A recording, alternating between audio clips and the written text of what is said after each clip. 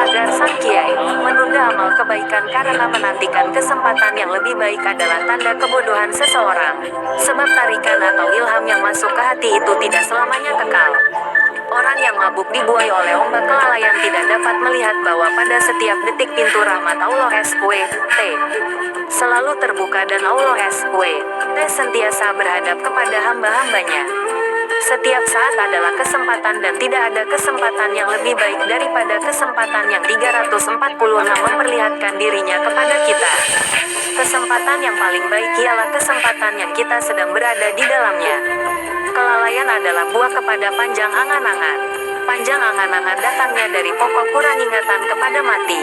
Jadi, obat yang paling mujarab untuk mengobati penyakit kelalaian ialah memperbanyakkan ingatan kepada mati. Ingat pasti kita akan mati. Tidak harus menunggu tua. Bisa kapan saja kita mati. Di mana saja. Dan tanpa pemberitahuan sebelumnya. Apabila ingatan kepada mati sudah kuat, maka seseorang itu tidak akan mengabaikan kesempatan yang ada baginya untuk melakukan amal soleh. Segala amal kebaikan hendaklah dilakukan dengan segera tanpa bertanggung-tanggung. Amal yang berkenaan ialah latihan kerohanian menurut tarekat tasawuf. Latihan yang demikian harus disegerakan dikala Anda mendapat kesempatan, tanpa menanti kedatangan kesempatan yang lain yang diharapkan lebih baik dan lebih sesuai. Jika ditangguhkan maka akan didapat penyesalan sebab tak selalu kebangkitan tekad ilham masuk ke dalam hati.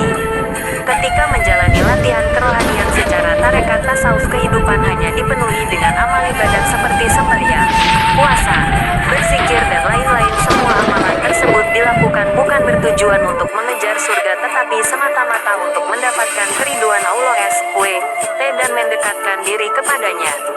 Amalan seperti inilah yang membuka pintu hati untuk berpeluang mengalami hal-hal yang membawa kepada hasil yang diharapkan, yaitu makrifatullah. Sesiapa yang benar-benar ingin mencari keriduan Allah, di dunia ini kita menjalani hidup kita masing-masing. Karena setiap manusia menjalani hidupnya, tentu saja setiap manusia punya masalah kehidupan. Kalau tidak mempunyai masalah hidup namanya orang mati. Jadi punya masalahnya masalah orang mati, bukan masalah orang hidup. Tidak usah merasa diri kita artis terkenal yang harus pintar membuat sandiwara hidup paling indah. Pura-pura dadi lakon ketoprak. Semua orang itu selama masih hidup pasti punya masalah hidup. Bukan kamu saja yang hidup. Jangan merasa diri artis paling top, sehingga orang lain itu kamu anggap penonton drama kehidupanmu. Masalah sedebu besarnya sampai menjadikanmu seakan-akan sebesar gunung. Padahal namamu tak tercatat di kisah kitab manapun. Dan kamu itu kecil sekali. Jika dibandingkan alam raya ini, tak ternilai sama sekali. Tak diperduli sama sekali oleh malaikat. Malah jelek melihat kelakuanmu. Hadapilah masalahmu sendiri. Sebab orang lain juga punya masalah. Bukan kamu saja. Dadi wong ora usah kakean pola.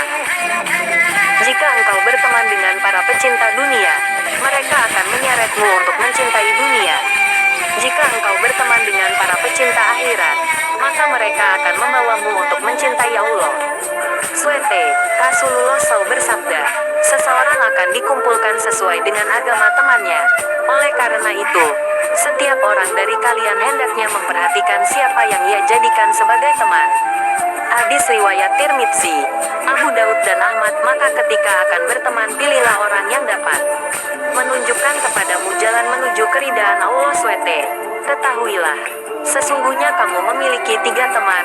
1. Harta, ia akan meninggalkanmu saat kau mati. 2. Keluarga, mereka akan meninggalkanmu sendirian di dalam kubur. 3. Amal, ia tidak akan pernah meninggalkanmu. Oleh karena itu, pilihlah teman yang tidak akan meninggalkanmu sendirian di dalam kubur dan akan selalu menghiburmu, yaitu amal soleh. Agar sang kiai tanda pagar.